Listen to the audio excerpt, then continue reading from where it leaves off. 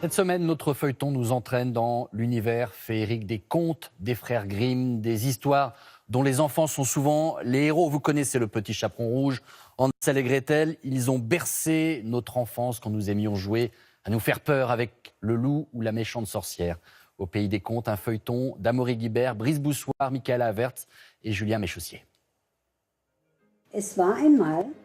Il était une fois une adorable petite fille que tous aimaient dès qu'ils la voyaient. Et plus que tous, sa grand-mère.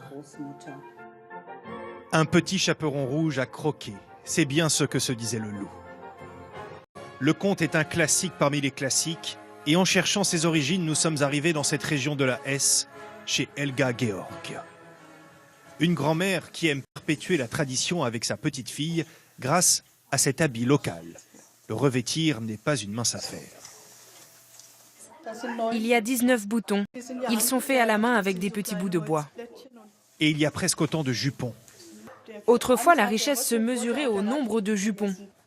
Mais ce qui relie cet habit au conte, c'est bien sa couleur. Le rouge est omniprésent jusqu'à cette petite coiffe qui vient masquer le chignon. Au premier coup d'œil, les gens savaient quelle jeune fille était encore à marier grâce à cette couleur rouge. Celle qui était déjà mariée portait du vert. Le rouge est le premier élément symbolique dans un conte qui n'en manque pas.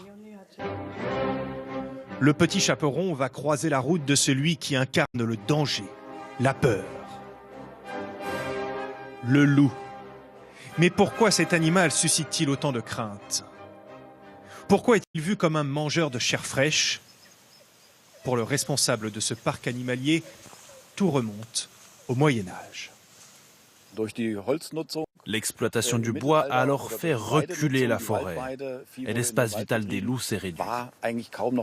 Pour survivre, les loups se sont donc rapprochés des lieux d'habitation, des hommes se sont fait attaquer et c'est de là que vient la peur du loup. Dans le conte, le loup est bien là pour faire peur, mais surtout pour délivrer un message. Pour le déchiffrer, nous sommes allés à Kassel, rencontrer dans la bibliothèque de l'université le professeur Erhardt. Spécialiste de l'œuvre des frères Grimm, il voit dans la rencontre entre le petit chaperon rouge et le loup une épreuve initiatique. Le loup dit au petit chaperon « Viens, allonge-toi avec moi dans le lit ». Et le petit chaperon s'étonne de son anatomie. C'est quoi ses jambes, ses bras? Et je dois dire que c'est connoté sexuellement.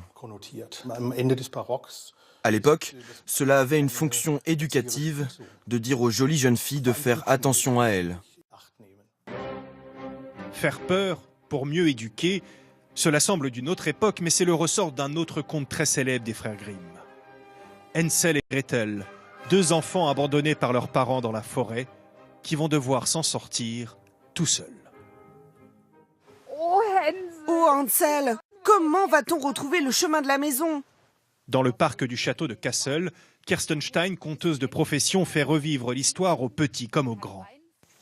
Souvenez-vous, les petits bouts de pain mangés par les oiseaux, la maison en pain d'épices de la méchante sorcière, de quoi impressionner les plus jeunes. Les parents veulent se débarrasser des enfants, qu'ils ne retrouvent plus le chemin de la maison. Moi, ce qui m'a fait peur, c'est la maison de la sorcière. Et quand la sorcière dit que Gretel doit aller dans le four. Alors faut-il lire Hansel et Gretel aux enfants? Pour notre conteuse, cela ne fait aucun doute. Quand les enfants sont confrontés pour la première fois à des situations qui leur font peur, aller à l'école, être loin de ses parents, une telle histoire peut les aider. Ils peuvent affronter et surmonter ce genre de situation. Car Hansel et Gretel, bien sûr, vont s'en sortir, se débarrasser de la sorcière et retrouver le chemin de la maison, les poches chargées de pierres précieuses.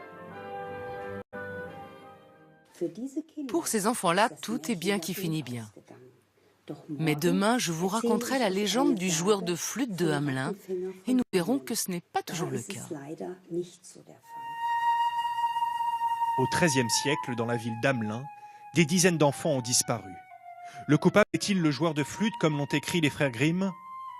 Rien n'est moins sûr.